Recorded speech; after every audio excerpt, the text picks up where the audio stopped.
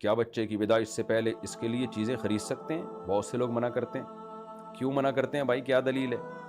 بچہ پیدا ہونے سے پہلے چیزیں خرید لیں، پیدا ہوتے ہی ہو سکتا ہے چیز مہنگی ہو جائے، اور پیدا ہوتے ہی بھی تو کچھ پہنانا پڑے گا نا اس کو، یا اس کو انتظار کروائیں گے، تو خرید سکتے ہیں، کوئی حرج نہیں ہے بھائی۔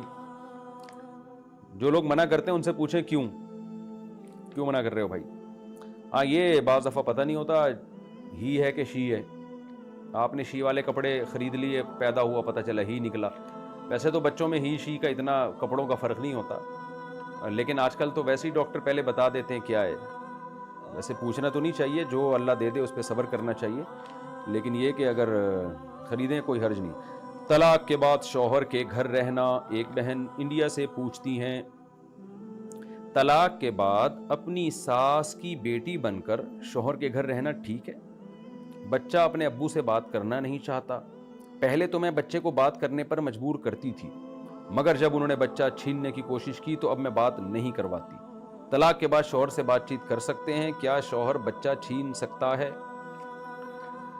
دیکھیں، طلاق اگر ایک ہے یا دو طلاقیں ہیں جو رجعی ہیں، تو پھر تو عورت کو بہرحال شوہر کے گھر ہی رہنا پڑے گا، کیونکہ نکاح ختم نہیں ہوا، شوہر کو رجوع کا حق ہے۔ لیکن اگر 3 طلاقیں ہو گئی ہیں، اکٹھی 3 طلاقیں دے دیں، یا وقفے سے 3 دے دیں، یا شوہر نے 1 طلاق دی لیکن بائن کا مطلب نکاح ختم ہو گیا، تو پھر اصل مسئلہ تو یہی ہے کہ عدت کے دوران عورت شوہر ہی کے گھر رہے گی۔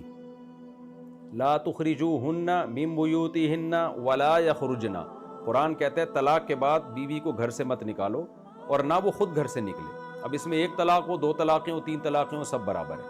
تو اس لیے اصل مسئلہ یہی ہے کہ طلاق کے بعد عدت عورت نے شوہر کے گھر میں ہی گزارنی ہے، اور اس دوران نان نفقہ سارا شوہر ہی کے ذمے ہوگا۔ پھر جب عدت پوری ہوگی تو پھر عورت شوہر کے گھر سے چلی جائے، جہاں چاہے، اپنے ماں باپ کے گھر جاتی ہے، کہیں اور شادی کرتی ہے۔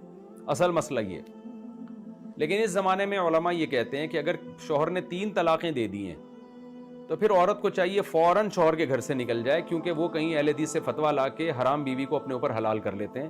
فتوے مارکیٹ میں ہول سیل کے حساب سے مل رہے ہیں، آپ کو پتہ ہے۔ تو 3 طلاق کو ایک کہنا یہ قرآن کے بھی خلاف ہے۔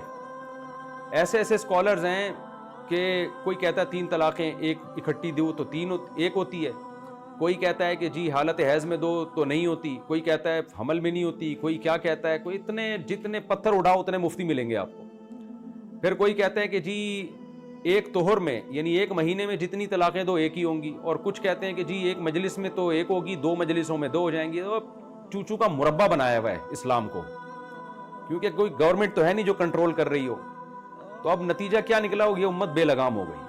تو اس لیے آپ نے صحابہ تابعین، قرآن و سنت کی وہ تشریح لینی ہے جو صحابہ اور تابعین نے جس کو تشریح کو مانا۔ کوئی ایک صحابی سے ضعیف سند سے بھی نہیں دکھا سکتے جنہوں نے 3 طلاقوں کو رخصتی کے بعد ایک کہا ہو۔ تو سارے صحابہ کے یہی فتاوی جو بھی ہمیں ملتے ہیں وہ یہی کہ ہو گئی، اور قرآن میں بھی ہے، حدیث میں بھی ہے۔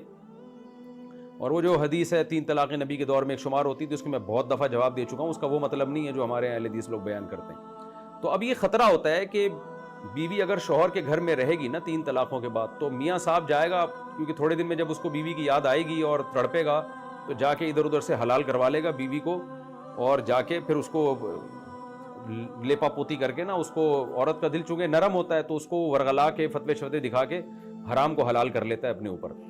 تو اس بغیرتی سے بچنے کے لیے پھر کہا جاتا ہے کہ بھئی عورت عدت اپنے باپ کے گھر گزارے 3 طلاقوں کے بعد، اور اگر شوہر دیندار ہے، وہ ایسا کوئی ناجائز فتویٰ نہیں لے کر آئے گا، تو پھر عورت شوہر ہی کے گھر میں عدت گزارے۔ لیکن دوسری شرط اس میں یہ بھی ہے کہ شوہر کے قریب آنے کا خطرہ نہ ہو، شوہر میں دینداری ہو، اس کے قریب آنے کا خطرہ نہ ہو۔ اگر یہ ڈر ہے کہ طلاق کے بعد بھی شوہر زوجہ سے ہم بستری نہ کر لے یا گناہ میں نہ پڑ جائیں، تو پھر بھی عورت شوہر کے گھر سے نکلے گی، وہ وہاں عدت نہیں گزارے گی۔